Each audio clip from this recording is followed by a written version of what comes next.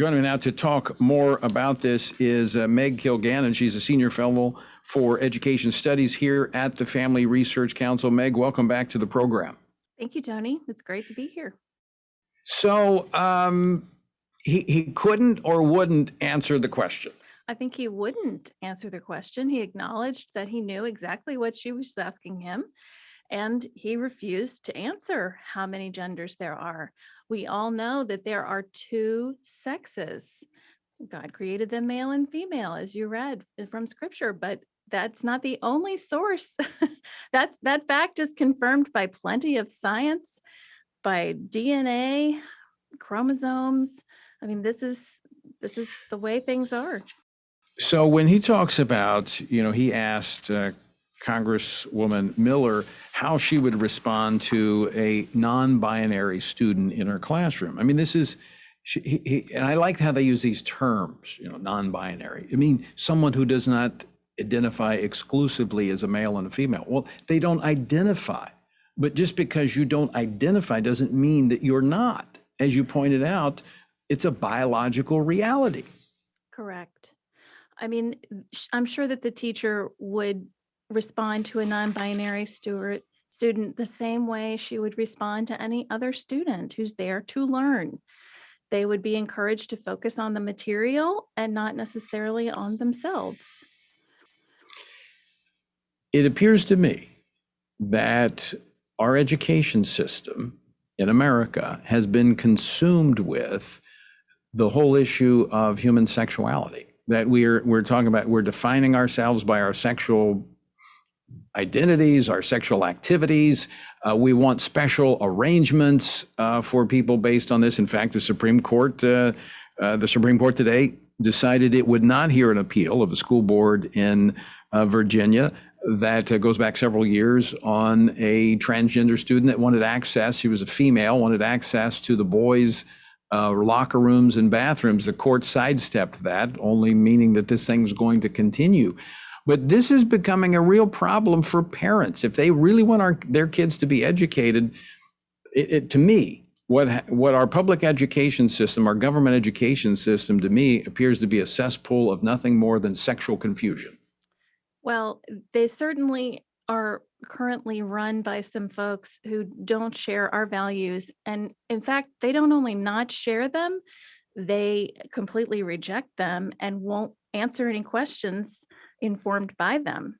And so what we need to do is to infuse a little of our thinking, or a lot of our thinking, into this system that is completely dominated by only one kind of thinking. It's liberal or progressive, whatever name you want to call it.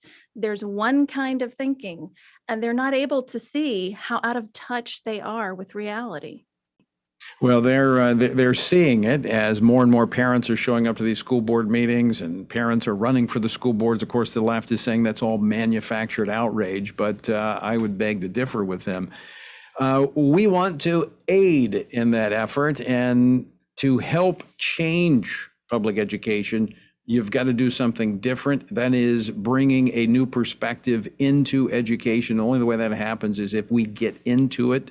And that's what we're proposing. As more and more parents are fed up, we're saying, don't just get angry, make a difference, get involved. And you're going to be giving some tools tomorrow to help them do that. Talk to our listeners about that. We're so excited about our school board boot camp tomorrow. We have a fantastic program set up for everyone. It's going to run from 12:30 to 4:30, which I know is a long time, but it's going to take a long time to fix our schools. I know that many of the people that are listening are gravely concerned about this crisis in their public schools.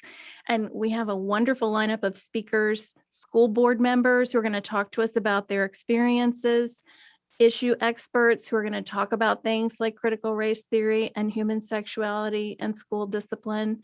We're going to tell you how to run a campaign.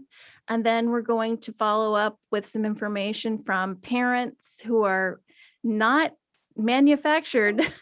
They're actual parents who are starting PACs and running groups and running recalls and getting ready to take back these school boards.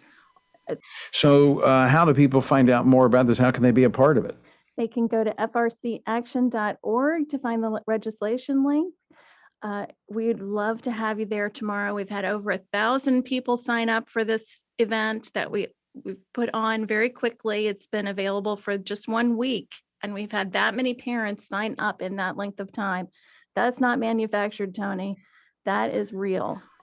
No, and I've seen it. We've gotten emails and communications from across the country on every platform we've been on. People are fed up. They're concerned with the agenda that is not just making its way into education, it's being driven in. And as you said, there's almost this outright hostility toward any other perspective. And it's become so intense that, I personally, and we've talked about this on the program before, I do not think our children should be in the government schools any longer. If you have any other option, homeschool your kids, put them in a private school, make a Christian school, make those financial sacrifices. But Meg, even if you do that, you still have a responsibility to the public schools. You do. You must make sure that those schools are well run, no matter where your children are.